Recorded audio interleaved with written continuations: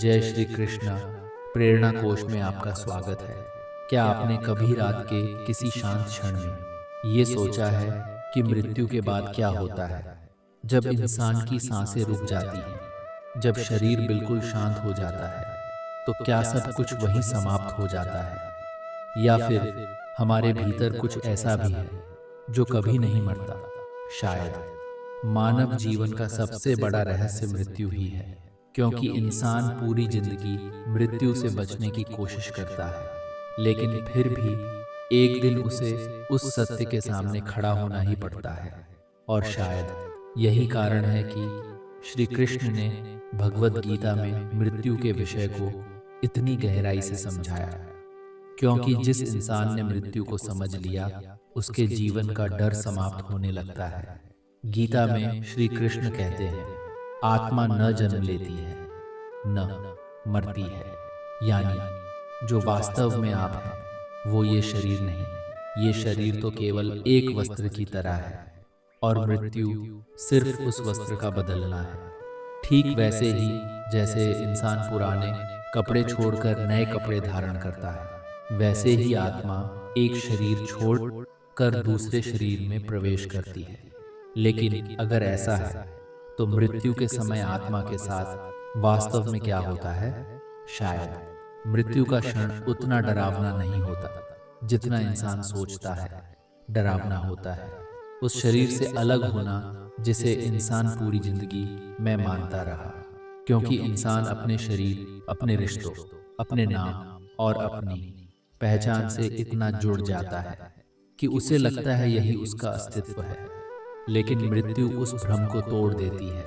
वो दिखाती है कि जो चीजें आप अपना मान रहे थे, वो सब यहीं रह जाने वाली हैं। धन, नाम, रिश्ते, शरीर, सब। और फिर बचती है सिर्फ आत्मा। लेकिन आत्मा कहाँ जाती है? गीता कहती है, आत्मा अपने कर्मों के अनुसार अगली यात्रा की ओर बढ़ती है, क्योंकि मृत्यु अंत नहीं, एक परिवर्तन है, एक यात्रा से दूसरी यात्रा की ओर बढ़ना। लेकिन शायद यहाँ सबसे महत्वपूर्ण प्रश्न ये नहीं है कि मृत्यु के बाद क्या होगा। सबसे महत्वपूर्ण प्रश्न ये है, क्या इंसान ने जीते जी स्वयं को जाना भी था? क्योंकि अधिकांश लोग पूरी जिंदगी केवल संसार में उलझे रहते हैं। उन्हें कभी ये जानने का समय ही नहीं मिलता कि वो वास्तव में कौन है। वो शरीर को ही स्वयं मान लेते हैं। इसीलिए मृत्यु का नाम सुनते ही उनके भीतर भय भर जाता है। लेकिन जिस इंसान ने आत्मा को समझ लिया, उसके लिए मृत्यु अंत नहीं रहती। वो केवल एक द्वार बन जाती है, एक अवस्था से दूसरी अवस्था में प्रवेश। और शायद इसीलिए श्री कृष्ण अर्जुन से कहते हैं, जिसका जन्म हुआ है उसकी मृत्यु निश्चित है, और जिसकी मृत्यु हुई है उसका पुनर्जन्म भी निश्चित है। यानी जीवन और मृत्यु दो अलग चीजें नहीं, एक ही यात्रा के दो पड़ाव हैं। लेकिन इंसान मृत्यु से इतना डरता क्यों है? क्योंकि उसे खोने का भय है, अपने लोगों को खोने का, अपने शरीर को खोने का, अपनी पहचान को खोने का। लेकिन शायद जिसे हम खोना कहते हैं, वो केवल परिवर्तन होता है, क्योंकि आत्मा कभी नष्ट नहीं होती, वो केवल अपना मार्ग बदलती है। लेकिन गीता ये भी कहती है कि मृत्यु के समय इंसान की चेतना बहुत महत्वपूर्ण होती है। जिस चेतना में इंसान अपना शरीर छोड़ता है, उसी दिशा में उसकी आत्मा आगे बढ़ती है। और शायद इसीलिए पूरा जीवन केवल बाहर की उपलब्धियों के लिए नहीं, भीतर की शुद्धता के लिए भी जीना चाहिए, क्योंकि अंत में साथ केवल कर्म जाते हैं, न धन, न प्रसिद्धि, न संसार, सिर्फ कर्म और चेतना। लेकिन क्या आत्मा मृत्यु के बाद भी अपने प्रियजनों को देखती है? क्या उसे सब याद रहता है? शायद ये रहस्य पूरी तरह मनुष्य की समझ से परे है। लेकिन गीता इतना अवश्य कहती है कि आत्मा की यात्रा अनंत है, वो केवल एक जीवन तक सीमित नहीं। और शायद इसीलिए कुछ लोग पहली बार मिलकर भी अपने लगते हैं।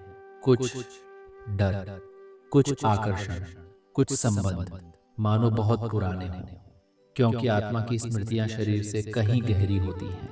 लेकिन इन सब के बीच सबसे बड़ा सत्य शायद यही है कि मृत्यु वास्तव में जीवन का अंत नहीं, बल्कि अहंकार का अंत है। उस भ्रम का अंत कि मैं केवल ये शरीर हूँ। और शायद जिस दिन इंसान ये समझ लेता है, उसी दिन उसका मृत्यु का भय कम होने लगता है। फिर वो जीवन को और गहराई से जीता है, क्योंकि उसे पता होता है कि एक दिन सब कुछ यहीं रह जाएगा, लेकिन उसकी आत्मा अपनी यात्रा जारी रखेगी। तो अगली बार जब मृत्यु का विचार आपके मन में भय लाए, तो एक पल के लिए श्री कृष्ण के इन शब्दों को याद कीजिए। आत्मा न कभी जन्म लेती है, न कभी मरती है। और शायद उसी क्षण आप समझ पाएंगे कि मृत्यु अंत नहीं, केवल एक परिवर्तन है। और शायद इसी सत्य को समझाने के लिए श्री कृष्ण ने अर्जुन से कहा था, वासांसी जीर्णानि यथा विहाय नवानि गृह्णाति नरोपराणि तथा शरीराणि विहाय जीर्णानि अन्यानि संयाति नवानि। देही अर्थ, जिस प्रकार मनुष्य पुराने वस्त्रों को त्याग कर नए वस्त्र धारण करता है, उसी प्रकार आत्मा पुराने शरीर को छोड़कर नया शरीर धारण करती है। सोचिए, अगर शरीर ही सब कुछ होता तो श्री कृष्ण आत्मा को देही क्यों कहते? क्यों वो बार बार अर्जुन को यह समझाते कि जो दिखाई दे रहा है वास्तव में तुम वो नहीं हो। लेकिन इंसान की सबसे बड़ी भूल यही है, वो शरीर को मैं मान बैठता है। इसीलिए उम्र बढ़ने पर डरता है, मृत्यु का नाम सुनकर कांपता है, और किसी अपने के जाने पर पूरी तरह टूट जाता है, क्योंकि उसे लगता है सब कुछ समाप्त हो गया। लेकिन गीता कहती है, नैनम छिन्दन्ति शस्त्राणि नैनम दहत पावकं चैनम क्लेदयन्त्यापोर्णम शोषयति मारुत। अर्थ, आत्मा को न कोई शस्त्र काट सकता है, न अग्नि जला सकती है, न जल भिगो सकता है, और न वायु सुखा सकती है। यानी आत्मा इस संसार की हर भौतिक चीज से परे है। फिर भी इंसान पूरी जिंदगी केवल शरीर के लिए जीता रहता है। वो आत्मा को भूल जाता है, और शायद यही कारण है कि उसका भय कभी समाप्त नहीं होता, क्योंकि जो स्वयं को शरीर मानता है उसे हर समय खोने का डर रहेगा। लेकिन जो स्वयं को आत्मा समझ ले, उसके भीतर धीरे धीरे एक गहरी शांति जन्म लेने लगती है, क्योंकि फिर मृत्यु भी उसे अंत नहीं लगती, सिर्फ एक यात्रा का परिवर्तन लगती है। लेकिन गीता केवल मृत्यु के बाद की बात नहीं करती, वो ये भी सिखाती है कि इंसान को ऐसा जीवन जीना चाहिए जिससे मृत्यु के समय उसका मन शांत हो, क्योंकि अंतिम क्षण की चेतना आत्मा की अगली दिशा तय करती है। इसीलिए श्री कृष्ण कहते हैं, यम यम वापि स्मरण भावम त्यजत्यन्त कलेवरम तम तमेवैति कौन्तेय सदा तद्भाव भाविता। अर्थ, मनुष्य अंत समय में जिस भाव का स्मरण करते हुए शरीर त्यागता है, वह उसी अवस्था को प्राप्त होता है। और शायद यही कारण है कि पूरा जीवन केवल संसार इकट्ठा करने के लिए नहीं, अपने भीतर प्रकाश जगाने के लिए मिला है, क्योंकि अंत में साथ केवल चेतना जाएगी।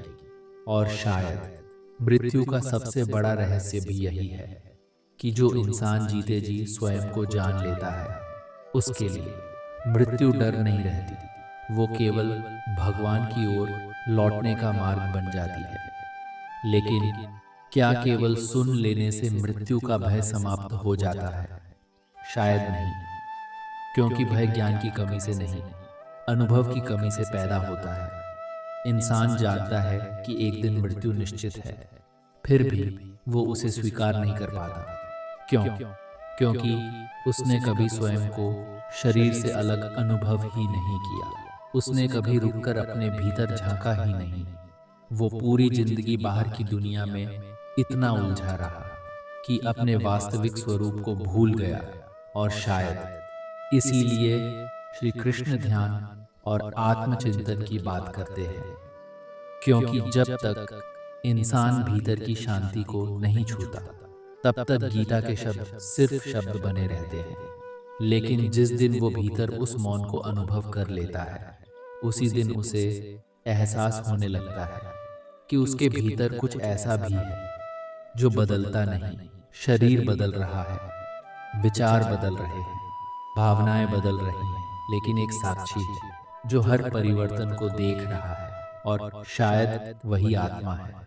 इसीलिए श्री कृष्ण अर्जुन से कहते हैं, दैनोस्मिन् यथा देह कौमारम यौवनम जरा तथा ध्यांतर प्राप्तिर्धीरस्तत्र न मुह्यति अर्थ। जिस प्रकार इस जीवन में शरीर बचपन, युवावस्था और वृद्धावस्था से गुजरता है, उसी प्रकार मृत्यु के बाद आत्मा दूसरे शरीर को प्राप्त करती है। ज्ञानी व्यक्ति इस परिवर्तन से विचलित नहीं होता।